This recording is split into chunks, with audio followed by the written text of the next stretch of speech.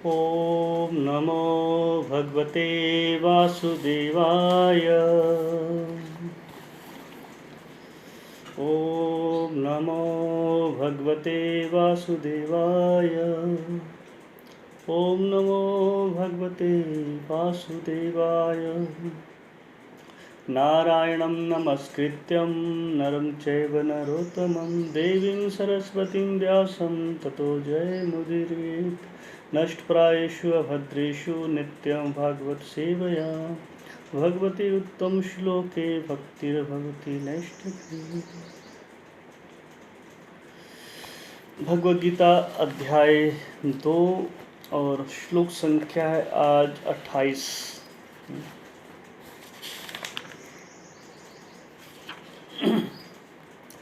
अव्यक्त आदानि भूतानि अव्यक्त आदीनि भूतानि व्यक्त मध्यानि भारत अव्यक्त निधनानि एव तत्र का परिदेवना। अनुवाद। सारे जीव प्रारंभ में अव्यक्त रहते हैं, मध्य अवस्था में व्यक्त होते हैं और विनष्ट होने पर पुनः अव्यक्त हो जाते हैं। अतः शोक करने की क्या आवश्यकता है। तात्पर्य जगत गुरु श्रील प्रभुपाद जी के द्वारा श्रील प्रभुपाद की जय। यह स्वीकार करते हुए कि दो प्रकार के दार्शनिक हैं, एक तो वे जो आत्मा के अस्तित्व को मानते हैं और दूसरे वे जो आत्मा के अस्तित्व को नहीं मानते। कहा जा सकता है कि किसी भी दशा में शोक करने का कोई कारण नहीं है। आत्मा के अस्तित्व को न मानने वालों को वेदांतवादी नास्तिक कहते हैं। यदि हम तर्क के लिए इस नास्तिकवादी सिद्धांत को मान भी लें तो भी शोक करने का कोई कारण नहीं है। आत्मा के पृथक अस्तित्व से भिन्न सारे भौतिक तत्व सृष्टि के पूर्व अदृश्य रहते हैं। इस अदृश्य रहने की सूक्ष्म अवस्था से ही दृश्य अवस्था आती है। जिस प्रकार आकाश से वायु उत्पन्न होती है, वायु से अग्नि, अग्नि से जल और जल से पृथ्वी उत्पन्न होती है,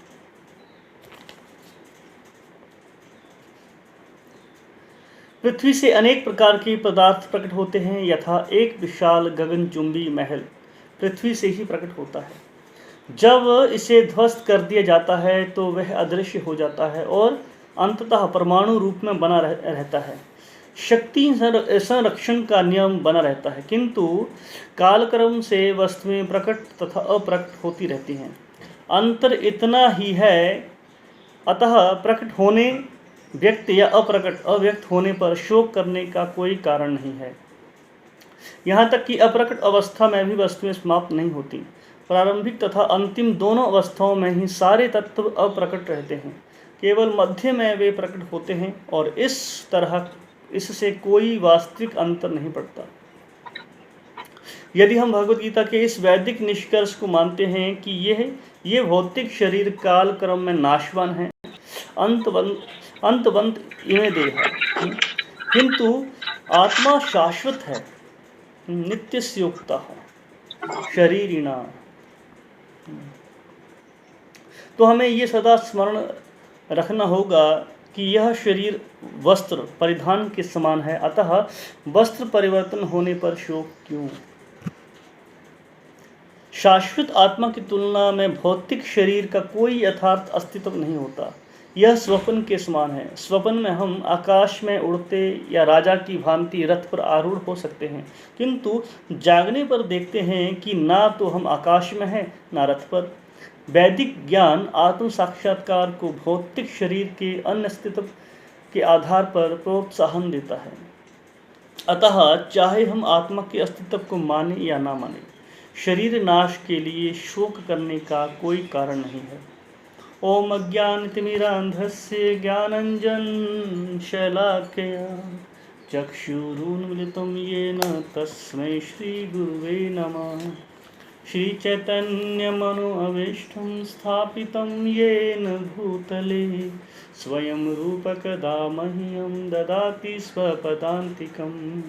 वन्देऽहं श्रीगुरो श्रीयुत्पदकमलं श्रीगुरुन् वैष्णवांश्च श्रीरूपं साग्रजातं सहगण रघुनाथान्वितं तं सजीवं साद्वैतं सावधूतं परिजनसहितं कृष्णचैतन्यदेवं श्रीराधा कृष्णपादान् सहगण ललिता श्रीविशाखान्वितांश्च हे कृष्ण करुणा सिंधु दीनबंधु जगतपते गोपेश गोपिका कांत राधा कांत नमोस्तुते तप्तकांचन गौरांगी राधे वृंदावनेश्वरी वृषभानुसुते देवी प्रणमामि हरिप्रिये वाञ्छाकल्पतरुभ्यश्च कृपासिन्धुभ्य एव च पतितानां पावनेभ्यो वैष्णवेभ्यो नमो नमः। जय श्री कृष्ण चैतन्य प्रभु नित्यानंद श्री अद्वैत गदाधर शिवासादि गौर भक्त वृंद हरे कृष्ण कृष्ण कृष्ण हरे हरे हरे राम राम राम हरे हरे। नमो विष्णुपादाय कृष्णप्रेष्ठाय भूतले श्रीमते भक्तिवेदांत स्वामिनिति नामिने नमस्ते सरस्वती देवे गौरवाणी प्रचारिणे निर्विशेष शून्यवादी पाश्चात्य देश तारिणे।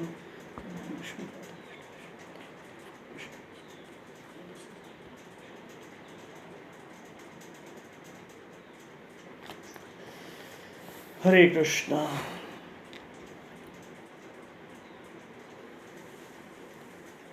हरे कृष्ण प्रभु जी, दंडवत प्रणाम। तो अच्छा श्लोक कैच कर रहे। सारे जीव प्रारंभ में अव्यक्त रहते हैं, मध्य अवस्था में व्यक्त होते हैं और विनष्ट होने पर पुनः अव्यक्त हो जाते हैं, अतः शोक करने की क्या आवश्यकता है। तो इस श्लोक में भगवान जो है जीवात्मा की जो नित्यता है, शाश्वतता है, उस पर प्रकाश डाल रहे हैं और जो भौतिक संबंध हैं उसके बारे में बता रहे हैं कि वो टेम्परेरी है। तो यहाँ शब्द हैं पहले श्लोक की शुरुआत में, अव्यक्त आदिनी भूतानि, मतलब कि सभी जीवात्माएं जन्म के पूर्व क्या थी, अव्यक्त रहती हैं। अव्यक्त का अर्थ क्या होता है? अव्यक्त का अर्थ है अप्रकट या अदृश्य रहती हैं। मतलब ये हुआ कि प्रत्येक जीवात्मा अपने जन्म के पूर्व, जो अभी हम शरीर देख रहे हैं ये क्या स्थूल शरीर है, तो प्रत्येक जीवात्मा के अपने जन्म के पूर्व सूक्ष्म शरीर में होता है, इसलिए उसे अव्यक्त कहा गया है। जो अप्रकट हो, जिसे देख ना सके हम, तो उसे अप्रकट कहते हैं। तो सूक्ष्म शरीर में होने के कारण क्या है, हमारी जो ये स्थूल दृष्टि है, हमारा जो भौतिक दृष्टि है, इससे हम उसको देख नहीं पाते हैं। तो इसलिए भगवान बता रहे हैं कि वो क्या है, अप्रकट रहता है, दृश्य नहीं हो पाता।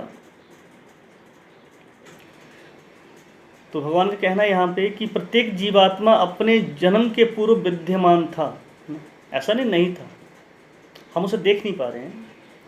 तो अंतर सिर्फ इतना ही है कि वे स्थूल शरीर में हैं और हमारे शरीर जो है ना, जो जन्म से पहले आत्मा क्या स्थूल शरीर में नहीं होता, सूक्ष्म शरीर में होता है, और हम इस योग्य नहीं है।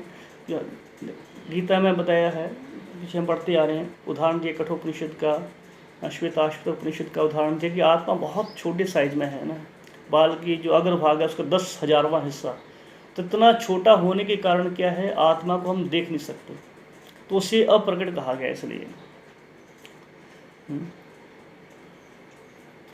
तो यहाँ पर अगर यदि यहाँ पर जो अव्यक्त शब्द है उसको एक मतलब उसका अज्ञात भी मान सकते हैं, अज्ञात भी माना जाए तो हम ये भी कह सकते हैं कि प्रत्येक जीवात्मा अपने जन्म के पूर्व अज्ञात स्थिति में होता है। तो इसका मतलब होता है कि इस संसार में किसी को भी ये सूचना नहीं दी जाती कि अगला जन्म उसका किस प्रकार का होगा या उससे पहले उसका जन्म किस प्रकार का रहा होगा, ये कोई नहीं जानता। तो ये अज्ञात है एक तरह से। गीता में पढ़ते हैं 9वें अध्याय के 10वें श्लोक में भगवान कृष्ण कहते हैं कि मया अधक्षण प्रकृति श्वेत चराचरम। तो ये प्रकृति के अधीन होके, है ना, भगवान कृष्ण के अधीन है प्रकृति। तो जितने भी कर्म होते हैं हमारे प्रकृति के अधीन होते हैं। तो जो नया शरीर हमें दिया जाता है वो देवताओं की अध्यक्षता में, यमराज की अध्यक्षता में दिया जाता है, यमराज की गाइडेंस में दिया जाता है। तो हम नहीं जानते हमें कौन सा शरीर मिलने वाला है ना, कोई नहीं जानता। तो उस तरह ये भगवान जानते हैं, देवी देवता जानते हैं कि हमें कौन सा शरीर हमारा था पहले और आगे कौन होगा। तो इसलिए भगवान ने ये शब्द यूज किया यहाँ पे, अव्यक्त आदिनी भूतानि, कि सभी जीव क्या हैं, जन्म से पूर्व अव्यक्त अवस्था में रहते हैं। मतलब जिसे हम देख नहीं सकते, जिसे प्रकट नहीं कर सकते, या जो हमारे नज़रों से दृश्य नहीं है ना, जो देखने योग्य नहीं है। तो उसके बाद जो अगले शब्द है यहाँ पे, व्यक्त मध्यानि भारत। मध्यानि भारत मतलब कि जब उनका जन्म होता है, पूर्व मतलब जो हो चुका था, और मध्यानि जो अभी प्रेजेंट में है ना, भूतकाल में है, उसे कहेंगे मध्यानि, है ना। तो मतलब कि जब उनका जन्म होता है तब क्या होता है, वो व्यक्त होती हैं, मतलब दृश्य होती हैं, उनको देख पाते हैं। तो यहाँ पे क्या मतलब वह प्रकट होता है, इसका दृष्टिगोचर होना। तो इसका अर्थ है कि जन्म के बाद जो है जीव अपनी पहचान शरीर के साथ करता है, शरीर के साथ संसार के अनेक संबंध हैं उनसे अपने आप को जोड़ता है, और फिर कई प्रकार की योजनाएं बनाता है। ये बीच की अवस्था मध्याह्नी अवस्था कहते हैं उसे। और जीव ये नहीं जानता कि वो कहाँ से आया है, कहाँ जाना है। ये है उसका अज्ञान। तो अज्ञान में जब जीव आता है तब वो अपने आप को तथा कथित 100 तरह की चीज़ों में क्या करता है, इंगेज कर लेता है। ये बीच की अवस्था अज्ञान की होती है, क्योंकि यहाँ पे इंसान अपने आप की जो वास्तविक पहचान है आत्मा के रूप में ना करके शरीर के रूप में करता है। फिर क्या करता है, अनेक प्रकार से संबंध जोड़ता है उनके साथ जिनके साथ कोई संबंध नहीं था हमारा, है ना। पिछले जन्म में हम उनको नहीं जानते थे, और जो अभी इस जन्म में है उनको हम अगले जन्म में नहीं जानेंगे। कुछ समय के लिए साथ होते हैं। जैसे उदाहरण देते हैं ना अक्सर कि एक ट्रेन के डिब्बे में हम बैठते हैं कहीं सफ़र के लिए, तो कई मुसाफिर वहाँ नए नए मिलते हैं, बिछुड़ते हैं हमसे। तो वैसे ही क्या होता है, जब हम इस शरीर को धारण करते हैं, शरीर में आते हैं, ये शरीर यानी कपड़ा धारण करते हैं, तो हम क्या करते हैं, नए नए संबंध जोड़ते हैं एक दूसरे के साथ। और जैसे ही ये शरीर बदलता है वैसे ही संबंध हमारे खत्म हो जाते हैं। तो इसलिए भगवान यहाँ पर क्या कहना चाह रहे हैं, वो ये कह रहे हैं कि व्यक्त मध्याह्नि भारत, अर्थात सभी जीवात्माएं जन्म के बाद कुछ समय के लिए व्यक्त होती हैं। कुछ समय के लिए कहा गया है, शाश्वत के लिए नहीं। जब तक ये शरीर है तब तक ये व्यक्त है।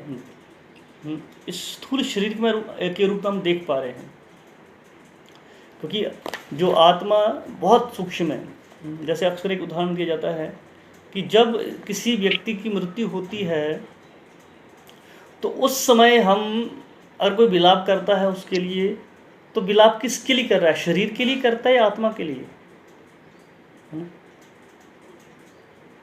विलाप तो हम करते हैं आत्मा के लिए, पर उस आत्मा को तो हम जानते नहीं। हम जानते किसको थे, शरीर को।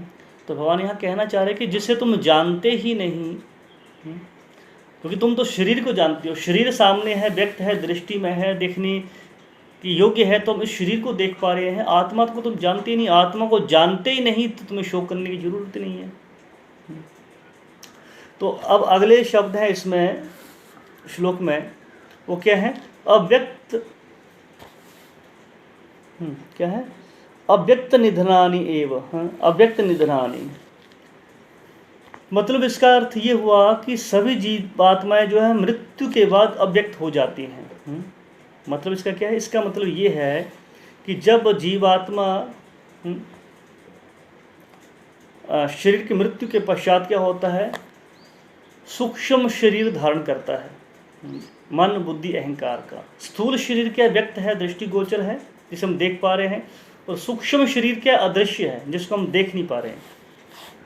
तो इसका मतलब अदृश्य है तो है ही नहीं, ऐसा नहीं है ना। कई प्रकार के अणु हैं, जीवाणु हैं, जिनको हम देख ही नहीं सकते अपनी आंखों से। तो इसका मतलब ये नहीं कि उनका अस्तित्व ही नहीं है, उनका वजूद नहीं है, पर हम उनको देख नहीं पा रहे हैं। तो उसी तरह भगवान कह रहे हैं कि जब इस शरीर की मृत्यु होती है तो इस मृत्यु के पश्चात क्या है, ये जीव क्या है, सूक्ष्म शरीर धारण करता है, उसे अव्यक्त कहते हैं। तो मृत्यु के बाद भी जीवात्मा रहता ही नहीं, खत्म हो जाता। केवल अंतर यही है कि वो मृत्यु के बाद क्या है, स्थूल शरीर को छोड़ के सूक्ष्म शरीर में चला जाता है।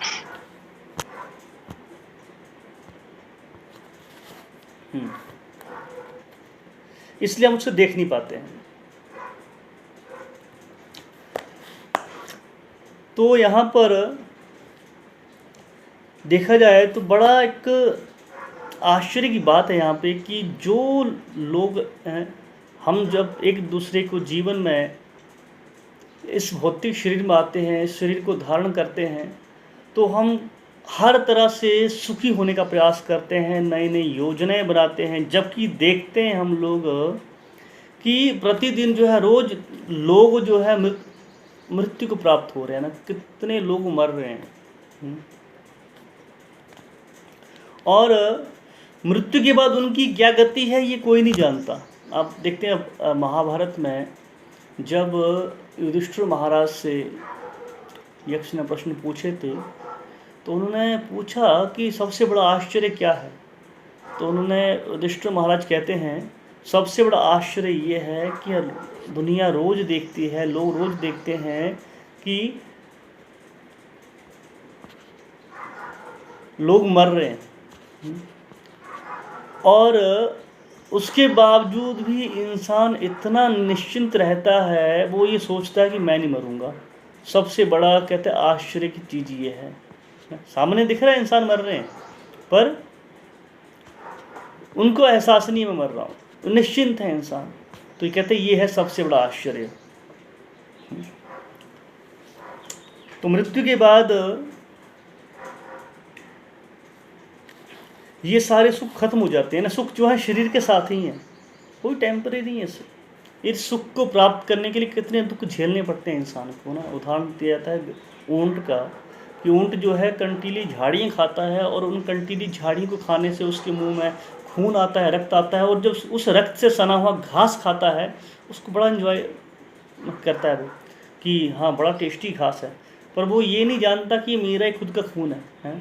तो वैसे ही जब हम इस शरीर से सुख प्राप्त करने की कोशिश करते हैं, तो इस शरीर के माध्यम से इसको कितना कष्ट देते हैं हम लोग। तो उस कष्ट के बाद थोड़ा सा सुख मिलता है, थोड़ा सा सुख मिलता है। जैसे मधुमक्खी के छत्ते से अगर थोड़ा शहद निकाला जाए, तो मधुमक्खी के काटने से दर्द होता है ना, तो दर्द के सहन करने के बाद फिर थोड़ा सा शहद मिलेगा उसको। तो इसलिए यहाँ क्या है, जो सुख है टेम्परेरी नहीं है, बहुत सूक्ष्म है, कुछ समय के लिए है। तो कोई नहीं जानता कि इस शरीर के बाद मुझे कहाँ जाना है ना। तो असली प्रयास ही करना चाहिए हमें कि हमें आगे की तैयारी करनी चाहिए। इसलिए भगवान ने यहाँ क्या कहा है, अव्यक्त निधनानि। तो अर्थात मृत्यु के पश्चात सभी जीवात्माएं अव्यक्त हो जाती हैं, अदृश्य हो जाती हैं, उनको देख नहीं पाते हैं। तो भगवान इसलिए कहते हैं यहाँ पे शोक करने की जरूरत क्या है, तत्र का परिदेवना। तत्र का परिदेवना मतलब कि इसके बाद इस विषय में शोक करना ही क्यों है। तो भगवान अर्जुन से कह रहे हैं, भगवान कहते हैं अर्जुन से कि तुम्हारे वंश में ये सभी योद्धा जो भी यहाँ खड़े हैं युद्ध में, कहते हैं पूर्व में, मतलब कि जो अब तुम इनको देख पा रहे हो, इससे पहले क्या ये तुम्हारे सामने दृश्य थे। इन्होंने जन्म लिया है तो तुम इन्हें देख पा रहे हो ना, ये पहले तुम्हारे लिए दृश्य थे, और मरने के बाद भी तुम इनको देख नहीं पाओगे, क्योंकि इनका जन्म हुआ है तब तुम्हारा जन्म हुआ, तब एक दूसरे को जानते हो। इससे पहले ना तुम जानते थे ना आगे इनको जानोगे। कहते तब भी भगवान कह रहे हैं इसलिए भी यहाँ पे क्या है, तुम्हें दुख करने की जरूरत नहीं है, तुम्हें शोक करने की जरूरत नहीं है।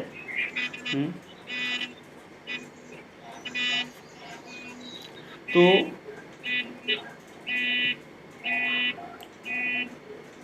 क्योंकि होता क्या है, अभी हम जो देख पा रहे हैं एक दूसरे को, अभी हम एक समाज में है, एक घर में है, अगले जन्म में हमें नया परिवार मिलेगा, किसी और परिवार में हम शिफ्ट कर दिया जाएगा, तब हम अपना संबंध उस परिवार बैठेंगे, है ना, उसको अपना समझेंगे।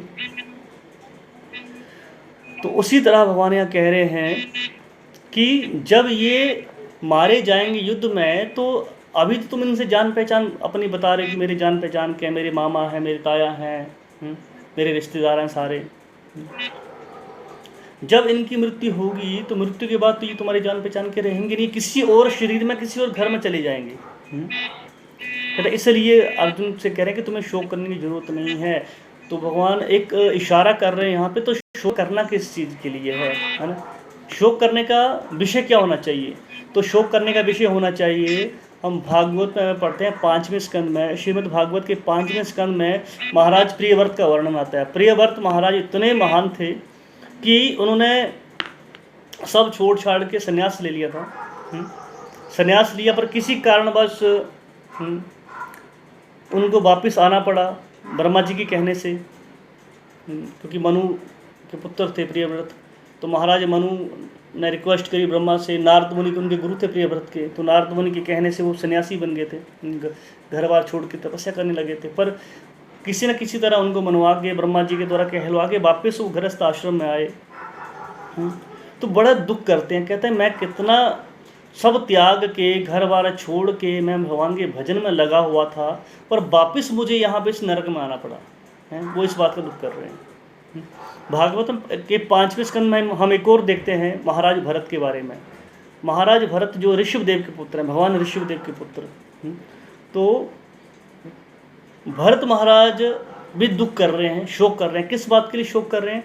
कि मैं घर बार छोड़ के, पत्नी को छोड़ा, घर को छोड़ा, बच्चों को छोड़ा और जाके भजन करने लगा, समाधि के लेवल तक पहुंच गए। कहते हैं भाव के लेवल पे थे महाराज भरत महाराज, सब कुछ चीज़ों से डिटैच, किसी से आसक्ति नहीं थी। कहते हैं पर आसक्ति किससे हुई? हिरण से। हिरण से आसक्ति होने से मुझे दोबारा क्या करना पड़ा? हिरण के शरीर में आना पड़ा। जिससे हमारी आसक्ति होती है, हम उसी शरीर में चले जाते हैं। हमारी चेतना जैसी होगी, गीता में कहते हैं ना हमारे 8वें अध्याय में कि यम यम अपि स्वर्ण भावती अंत के लेवरम, की मरते समय हमारा शरीर त्यागते समय हमारा जो भाव होगा, जो चेतना होगी, हम वैसा ही शरीर प्राप्त करेंगे। तो भरत महाराज भाव के लेवल पे थे, भजन में लगे हुए थे, पर आसक्ति किससे हो गई? हिरण से। हिरण से आसक्ति होने से उनका जन्म अगला हिरण का हुआ। पर उनको यादाश्त थी पिछली अपनी कि मैं एक भक्त था, भरत नाम मेरा था, मैं राजा था, पर हिरण से मेरा मन लगने से, हिरण के प्रति आसक्ति होने से मुझे क्या हुआ? हिरण का शरीर मिला।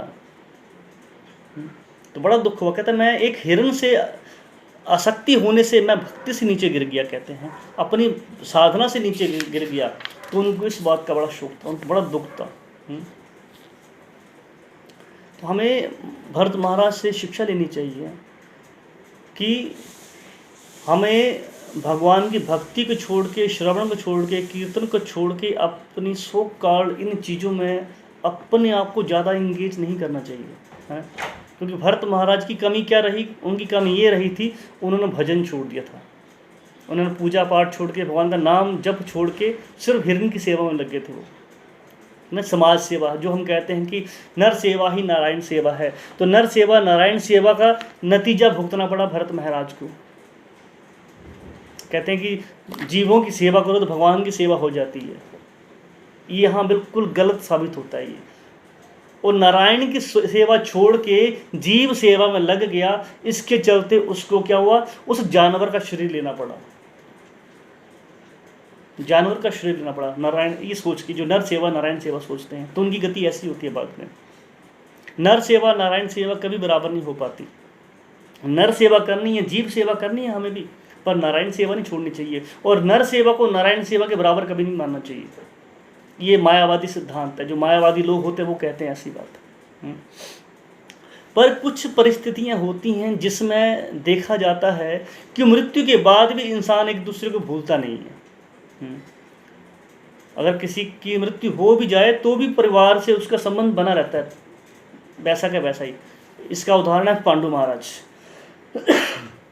महाराज पांडु जो थे पांडवों के पुत्र थे। तो जब पांडु की मृत्यु हो गई तो मृत्यु के बाद भी जब देखते हैं कि स्वर्ग में जब पांडु गए थे तो वहाँ पे नारद मुनि से पूछते थे, हमेशा हालचाल पूछते थे पांडवों के बारे में। मतलब शरीर छोड़ चुके हैं, अब उनके पास देवताओं का शरीर है, पर उनकी मन में अभी भी पांडवों के प्रति लगाव था। दूसरा हम देखते हैं महाराज दशरथ के बारे में। जब महाराज दशरथ की मृत्यु हुई तो वो स्वर्ग गए, और स्वर्ग में वो देख रहे हैं अपने पुत्रों के बारे में। एवं जब सब कुछ युद्ध खत्म हुआ तो सारे के सारे जब राम लक्ष्मण सीता वापस वनवास से आए, रावण का अंत हो गया, तो उस टाइम जो है अग्नि परीक्षा भी सीता की हो गई। तब क्या हुआ, जब देवता सारे आए भगवान राम का स्वागत करने के लिए, है ना, उनका स्वागत किया सारे देवताओं ने, तो उस समय महाराज दशरथ भी आए थे साथ में, क्योंकि उनका शरीर छूटने के बाद, स्वर्ग में जाने के बाद भी उनके मन में अभी भी राम थे, अपने पुत्र के प्रति लगाव था। तो इससे एक बात पता चलती है, वो बात क्या है कि जो भगवान के शुद्ध भक्त जो होते हैं वो चाहे इस शरीर में रहें या इस शरीर को त्याग दें। अगर भक्त होंगे तो जो भक्त होते हैं शरीर को त्यागने के बाद भी उनके संबंध वैसे रह सकते हैं। मतलब जो डिवोटी नहीं है, भक्त नहीं है, शरीर को त्यागेंगे तो इस शरीर के बाद, इस जन्म के बाद वो अगले शरीर में जाएंगे तो पिछले शरीर के लोगों को भूल जाते हैं। पर भक्ति में अगर कोई बना हो, भक्त हो, पूरा परिवार भक्त हो और पति पत्नी भक्त हो, तो शरीर छोड़ने के बाद भी पति पत्नी जो होते हैं वो एक दूसरे को पहचान सकते हैं, अगले जन्म में भी एक साथ हो सकते हैं। पर होगा तब जब कोई श्री कृष्ण भगवान को अपना केंद्र में रखे, उनकी भक्ति में लगे, तो हमारे जो है ये संबंध कभी नष्ट नहीं होते। इसकी बात हमें सीखनी चाहिए। तो इसलिए तो यहाँ पर कहा गया है अव्यक्त निधनानि एव, अर्थात मृत्यु के बाद जीवात्मा एक दूसरे से अव्यक्त हो जाती है, मतलब नहीं जानती हैं एक दूसरे को। पर ये बात जो है भक्तों पे लागू नहीं होती, तो उनके लिए क्या कहना होगा? उनके लिए कहना होगा व्यक्त निधनानि एव। वहाँ अव्यक्त था, यहाँ व्यक्त होना चाहिए ना, व्यक्त निधनानि एव, मतलब कि जीवात्मा जो है मृत्यु के बाद भी एक दूसरे से संबंधित रहती हैं। और जिन्होंने श्री कृष्ण को अपने केंद्र में रखा हो उनके साथ होता ही। तो यहाँ पर श्लोक में तात्पर्य प्रभुपाद जी लिखते हैं कि यदि भूतानि शब्द का अर्थ पंच महाभूत अर्थात पृथ्वी, जल, अग्नि, वायु तथा आकाश माना जाए, है ना। आदिनी का अर्थ होता है सृष्टि के पूर्व यानी पास्ट में, भूतकाल में। मध्याह्नि का अर्थ होता है सृष्टि काल में यानी प्रेजेंट काल में जो हम देख रहे हैं। और निधनानि का अर्थ होता है प्रलय काल में। तो इस श्लोक का जो अर्थ जो होगा, मतलब इसका पूरा अगर ध्यान से हम समझने का प्रयास करें तो सृष्टि का निर्माण करने वाले पांचों तत्व सृष्टि के पूर्व अव्यक्त रहते हैं। ये पृथ्वी, अग्नि, जल, वायु, आकाश, इनसे हमारा शरीर बना हुआ है। तो जब शरीर हम धारण करते हैं तो ये सामने दिखता है शरीर, पर जब ये शरीर खत्म होगा तो ये पांचों तत्व क्या होते हैं? विलीन हो जाते हैं। हैं, पानी पानी में मिल जाएगा, मिट्टी मिट्टी में मिल जाएगी, अग्नि अग्नि में, हवा हवा हवा में। जैसे उदाहरण दिया तात्पर्य प्रपात जी ने, जैसे बिल्डिंग है, आज बिल्डिंग को एक एक कंकड़ एक एक पत्थर बना के बिल्डिंग बनती है ना। जब बिल्डिंग को तोड़ दिया जाए तो ये क्या मिट्टी मिट्टी में मिल जाएगी, अब से देख नहीं पाओगे, तो बिल्डिंग दिखेगी नहीं आपको। पर ऐसा नहीं उसका वजूद खत्म हो गया, वो है, कण कण उसका अभी भी है वहाँ पे, पर हम देख नहीं पा रहे बिल्डिंग के रूप में। वैसे ही जैसे ये पंच तत्व का जो शरीर है खत्म होता है तो ये अप्रकट हो जाती है। केवल होता क्या है, जब इसकी सृष्टि होती है, उन कंकड़ों को उन पत्थरों को चुन चुन के बिल्डिंग बनती है ना, तो क्या सामने दिखाई देता है, मतलब फिर ये शरीर सामने आता है। तो इसलिए कह रहे हैं शोक करने की क्या आवश्यकता है। और लोग शरीर के अस्तित्व को नहीं मानते, जो शरीर में आत्मा के अस्तित्व को नहीं मानते, जो मायावादी होते हैं वो आत्मा को नहीं मानते। शून्यवादी जो हैं, जो अभक्त हैं, वो आत्मा को नहीं मानते, वो शरीर को ही मानते हैं।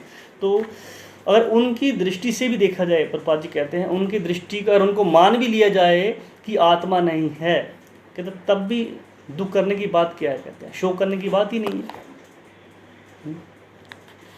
तो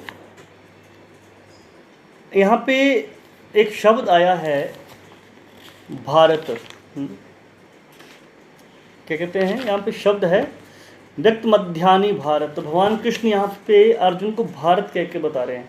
क्यों भारत क्यों कहा यहाँ पे, क्योंकि भगवान कहना चाहते हैं कि तुम जो है, जो राजा भरत हैं, उनके कुल में तुमने जन्म ग्रहण किया है ना, उनके कुल में तुम्हारा जन्म हुआ है। इसलिए तुमसे ये है आशा नहीं की जाती कि तुम जो है, जो ये अनैतिक सिद्धांत है, नास्तिक सिद्धांत, शून्यवाद सिद्धांत जो बौद्ध धर्म को मानते हैं, उनका क्या है, आत्मा नहीं होती। तो ये नास्तिक लोग हैं सारे। तो कह रहे हैं भगवान, अगर तुम नास्तिकवाद के सिद्धांत को मानते हो तो ये तुम्हारे लिए शोभा नहीं देता, क्योंकि तुम भरत महाराज के वंशज हो। तो इसलिए तुम्हें शोभा नहीं देता इस बात को मानना। इसलिए तुम्हें ये देखना है कि ये इनका द्वारा जन्म होगा, द्वारा किसी अच्छे शरीर में जाएंगे, पुण्य लोगों को जाएंगे, क्योंकि युद्ध में अपने धर्म का पालन करते हुए मरेंगे। अगर तुम अपने धर्म का पालन नहीं करोगे तो इसका नुकसान तुम्हें ही होगा, इसका नुकसान तुम्हें ही होगा, भगवान यहाँ कहना चाह रहे हैं। तो इसलिए अर्जुन यहाँ पे शोक करने की बात नहीं है, तुम युद्ध करो, भगवान कह रहे हैं। इस श्लोक का मीनिंग इस प्रकार है। ठीक है, धन्यवाद। हरे कृष्ण।